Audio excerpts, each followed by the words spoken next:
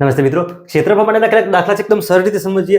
દાખલો આપેલ છે કે 100 મીટરની લંબાઈના ચોરસ જમીનના પ્લોટની કિંમત 1 લાખ રૂપિયા હોય તો તેમાંથી 50 મીટરની લંબાઈના ચોરસ પ્લોટ ખરીદવો હોય તો કેટલી રકમ ચૂકવવી પડશે. જો આ દાખલો આપણે બે રીતે ગણીએ, પહેલા ડાયરેક્ટ લોજિકથી ગણીએ, પછી આનું કેલ્ક્યુલેશન કેવી રીતે કરવું એ પણ ગણીએ. શું થશે? બીજા દાખલામાં જો અહીંયા એકદમ સિમ્પલ નંબર આપેલા છે, 100 છે, 50 છે, અહીંયા 1 લાખ છે. ઓકવર્ડ નંબર તો આપણે ગણતરીથી ગણવું પડશે. સૌથી પહેલા જો 100 મીટર લંબાઈનો એક ચોરસ જમીનનો ટુકડો છે, આવી રીતે એક ચોરસ જમીનનો ટુકડો છે. હવે અહીંયા બધી લંબાઈ આપેલી છે, મતલબ શું થાય? જો 100 બધી જગ્યાએ 100 થવાના છે. ચોરસની ચારે ચાર બાજુ કેવી હોય? સરખી હોય. આખો લેવો હોય તો કેટલા આપવા પડશે? 1 લાખ રૂપિયા. 50 તો કોઈને શું વિચાર થાય? 100 ના અડધા 50 થાય છે, તો 1 લાખ ના અડધા 50,000 કરી દે. જવાબ ટીક કરી દે તો શું થાય? ખોટું થાય. કેમ? એ જો ચોરસ પ્લોટ છે તો શું કરવું પડશે? જો આ જે ચોરસ છે એની 50 આટલે થાય વચ્ચે, તો વચ્ચેથી ભાગ કરી દઈએ. કોઈ પણ જગ્યાએથી ભાગ કરીએ. બધામાં કેટલા ના આવે છે? 50 50 50 ના આવવાના છે. તો આજે શું થયું? આમાં શું થાય? ક્ષેત્રફળ શોધવું પડે. ટોટલ ભાગ છે 100 નો, એમાંથી આપણે લેવાનો છે 50 50 નો. જો આ રીતે લખ્યું છે, આ જે ભાગ થયો કેટલો થયો? ચોરસ છે એનો 1/4 ભાગ થાય છે. ટોટલ ભાગ હોય તો આખો કહેવાય, પણ 4 ભાગ કરીને એમાંથી એક જ ભાગ લઈએ છીએ તો પૈસા પર કેટલા આપવા પડશે? જે 1 લાખ છે એના ભાગ્યા 4 કરવા પડશે, એટલે કે 25,000 રૂપિયા આપવા પડશે. તો આજે આપણો શું? 25,000 આન્સર થઈ ગયો. આ જ વસ્તુ આપણે ગણતરીથી ગણવી હોય તો કેવી રીતે ગણીએ? જો 100 મીટરની લંબાઈનો ચોરસ પ્લોટ છે તો ચોરસનું ક્ષેત્રફળ શોધવું પડશે. ચોરસનું ક્ષેત્રફળ, તો ક્ષેત્રફળનું સૂત્ર શું છે? લંબાઈનો વર્ગ કરવાનો છે. તો 100 નો વર્ગ કરવાનો છે. તો 100 નો વર્ગ બરાબર કેટલો થાય? જો 1 ને પાછળ 2 0 છે, 0 કેટલા થઈ જાય? 4 થઈ જાય, એટલે કે 10,000 થઈ ગયું. હવે લેવાનો છે પણ એ ચોરસ છે, તો પ્લોટ આ કયો છે? આ ખરીદવાનો છે.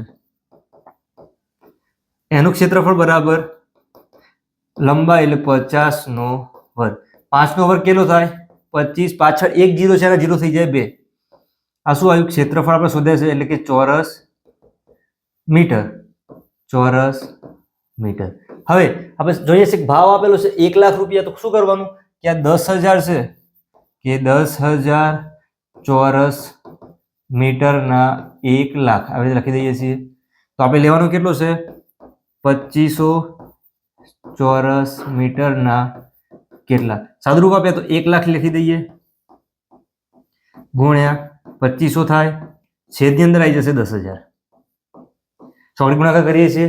જો 0 2 0 ફરીથી કટ કરો, ફરીથી 2 0 કટ કરો, અહીંયા કેટલા વધે છે? 2500 છે ને 1 0, એટલે કે 2500 ના પાછળ 1 0 એક્સ્ટ્રા એડ કરો, એટલે કે 25,000. જો શું થયું? આ લોજિકથી ગણો છે તો આવી રીતે ગણાય છે, એટલે શોર્ટમાં પતી જાય. કેલ્ક્યુલેશનથી ગણીએ તો શું થાય? કોઈ વખત જે માપ છે ઓકવર્ડ આપેલા હોય તો કેલ્ક્યુલેશન પણ આવડવી જરૂરી છે. શોર્ટકટ શીખવાની સાથે સાથે એની મેથડ પણ શીખવાની. કેમ? શોર્ટકટ છે શું થાય? શોર્ટકટ યાદ રાખવા માટે ફરીથી આપણે મહેનત કરવી પડશે. મેથડ એક વખત તમે શીખી જશો, થોડી લેન્ધી લાગશે, પણ જેમ જેમ ગણશો શું થશે? સ્પીડ આવશે. એક્ઝામમાં છે દાખલો છે ખોટો પડવાનો ચાન્સ ઓછા થઈ જશે. આગળ બીજો ક્વેશ્ચન જોઈએ. 1000 મીટર લંબાઈના ચોરસ ખેતરની ફરતે 5 મીટરના અંતરે ઝાડ રોપવાના છે. ફરીથી એક આવી રીતે ચોરસ ખેતર છે, એની ફરતે શું કરવાનું છે? લંબાઈ આપેલી છે, કેટલી છે? 1000 મીટર છે. 5 મીટરના અંતરે ઝાડ રોપવાના છે. તો ઝાડની સંખ્યા કેટલી? તો થોડું માપ હોય તો આપણે અહીંયાથી આમ ગણી શકીએ કે આટલા કેટલા આવશે. કરવાનું શું? બધામાં રોપવાના છે આવી રીતે. તો આજે આ બ્લુ પટ્ટો છે એમાં રોપવાના છે, તો આને શું કહેવાય? એની પરિમિતિ કહેવાય. તો ચોરસની પરિમિતિ બરાબર શું થઈ જાય? 4 ગુણ્યા L, એટલે લંબાઈ. લંબાઈ કેટલી આપેલી છે? 1000 આપેલી છે. તો 4000 માપ શેમાં છે? મીટરમાં છે. 4000 મીટર. આ શું આવી ગયું? એની પરિમિતિ. હવે દર 5 મીટરે એક રોપવાનું છે, તો ઝાડની સંખ્યા બરાબર શું કરવાનું? પરિમિતિ કેટલી છે? 4000 છે. કેટલા મીટરે એક રોપવાનું છે? 5 મીટરે. ભાગાકાર કરી દો. 5 8 40 2 0, તો 800 ઝાડ. આ શું થઈ ગયું? કેટલા ઝાડ આવશે? તો ઝાડની સંખ્યા 800 મળી. એક લંબચોરસ ખેતરની પહોળાઈ તેની લંબાઈથી 4/3 છે.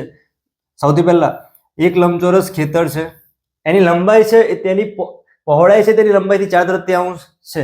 પહોળાઈ અહીં લંબાઈથી છે, તો લંબાઈ આપણે ધારી લઈએ x. પહોળાઈ કેટલી થવાની? 4/3 x. બમણી કીધી હોય તો એકને આપણે x ધરીને બે શું કરીએ છીએ? 2x કરીએ છીએ. એ 4/3 કીધી એટલે અહીં કર્યું છે. હવે ખેતરનું ક્ષેત્રફળ આપેલું છે 192, અને વચ્ચે લખી દઈએ. ક્ષેત્રફળ 192 છે, એની પરિમિતિ શોધવાની છે. તો ક્ષેત્રફળ પરિમિતિ શોધવી છે, કરવું શું પડશે? એની લંબાઈ પહોળાઈ શોધવી પડશે. પહેલા ક્ષેત્રફળ આપેલું છે તો લંબચોરસ છે, લંબચોરસનું ક્ષેત્રફળ બરાબર શું થઈ જાય? લંબાઈ ગુણ્યા પહોળાઈ. લંબાઈ કેટલી આપેલી છે? આપણે x આપી છે, x ગુણ્યા 4/3 x. આ પહોળાઈ થઈ. ક્ષેત્રફળ કેટલું આપેલું છે? જો 192 છે, 192 લખી દો.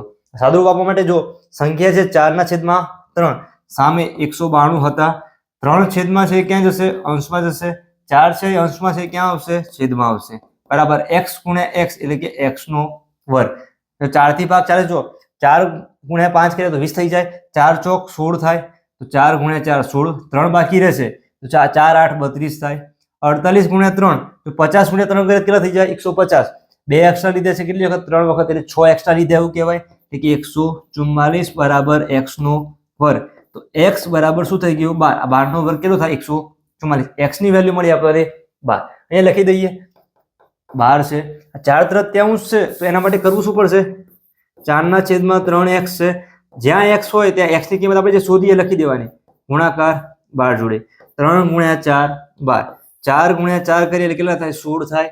તો આજે પહોળાઈ કેટલી થવાની? એની 16 થવાની, લંબાઈ થવાની 12. હવે આગળ જોઈએ, જો આકૃતિ છે સમજવા માટે છે, પરિમિતિ શોધવાની છે. ફરીથી લંબચોરસ છે, લંબચોરસની પરિમિતિ જો છે, સૂત્રો છે બધા આવડવા જરૂરી છે. 2 કૌંસની અંદર લંબાઈ એટલે કે l પ્લસ b પણ લખાય, લંબાઈ પ્લસ પહોળાઈ આ રીતે લખ્યું છે. હવે 2/2 લંબાઈ કેટલી આવી છે? 12 આવી છે. 12 પ્લસ 16, 16 પ્લસ 12 કરશો, 12 પ્લસ 16 કરશો, સેમ જ આપણે આન્સર જ લાવવાનું છે. 16 પ્લસ 2 18, 18 પ્લસ 10 કરીએ એટલે 28. અહીંયા 2 છે. 28 ગુણ્યા 2, જો ગુણાકાર ના આવડે તો 28 માં 30 છે. 30 ગુણ્યા 2 કેટલા થઈ જાય? 60 થઈ જાય. 2 એક્સ્ટ્રા 2 વખત લીધા છે. 60 માંથી 4 માઇનસ કરી દો. 60 માઇનસ 4 કરીએ એટલે કેટલા થાય? 56. તો 56 શું મળ્યું? પરિમિતિ. એટલે કે આપણો જવાબ કેટલો થવાનો? 56 થવાનો છે. આગળ બીજો એક દાખલો છે કે 1 મીટર પહોળાઈ વાળા 2 મીટર કાપડમાંથી 625 ચોરસ સેમી ક્ષેત્રફળ ધરાવતા કેટલા ચોરસ ટુકડા બને? 1 મીટર પહોળાઈ અને 2 મીટરનું કાપડ, એક કાપડ છે, આવી રીતે કાપડ છે. 1 મીટર પહોળાઈ છે, અહીંયા 1 લખી દો. 2 મીટરનું, જો 1 મીટર પહોળાઈ વાળા 2 મીટર કાપડમાંથી, 1 મીટર પહોળાઈ છે એનું 2 મીટર કાપડ છે એટલે લંબાઈ થવાની એની 2, પહોળાઈ 1 થવાની. એમાં આપણે 625 ચોરસ સેમી ક્ષેત્રફળ ધરાવતા કેટલા ચોરસ ટુકડા થાય? તો આની અંદરથી ટુકડા કરવાના છે. કેટલી માપના? 625. પણ શું આપેલું છે? ક્ષેત્રફળ આપેલું છે. આપણે શું કરવું પડશે? આ જે માપ છે એનું ક્ષેત્રફળ શોધવું પડશે. શેપ કયો છે? લંબચોરસ છે. લંબચોરસ નું ક્ષેત્રફળ બરાબર લંબાઈ ગુણ્યા પહોળાઈ. હવે જો અહીંયા ચોરસ સેમીમાં ટુકડા કરવાના છે, માપ બધા મીટરમાં છે, આપણે શું કરીએ? એને સેમીમાં કન્વર્ટ કરી દઈએ. 200 અહીંયા 100. ખ્યાલ આવ્યો? એટલે શું થશે? આગળ જતા કેલ્ક્યુલેશનમાં આપણે ભૂલ પડશે નહીં. લંબાઈ કેટલી છે? તો 200 છે. પહોળાઈ કેટલી છે? 100 છે. તો 2 ગુણ્યા 1 એટલે 2, પાછા કેટલા 0 છે? 4 0 થશે. તો આ શું મળ્યું? ક્ષેત્રફળ એટલે કે ચોરસ સેમી. હવે આપણે કાપડના ટુકડા કરવાના છે, તો કાપડના ટુકડા